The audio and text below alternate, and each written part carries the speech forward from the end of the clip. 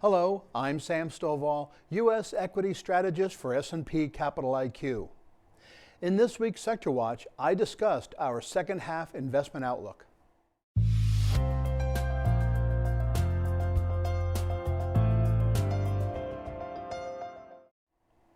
The weather put a damper on Q1 GDP growth, yet economists were quick to dismiss this year's slow start, telling investors that the remainder of the year will likely be a repeat of what happened last year.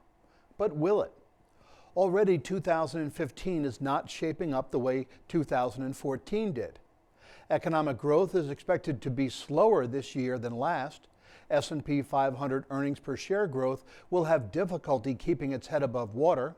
Forward 12-month valuations are nearly 33% higher than a year ago, and the value of the U.S. dollar is 20% above where it was this time last year. So what do investors have to look forward to? Well, history says that the S&P 500 may see a sub 4% gain in price during the second half of this third year of the presidential cycle. The rule of 20 also says we could see higher prices, but limits it to less than 2% upside.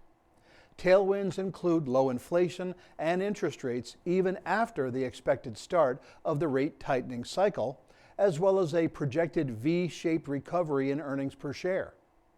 Headwinds include weak economic growth expectations, elevated valuations, international tensions, and the maturity of this bull market.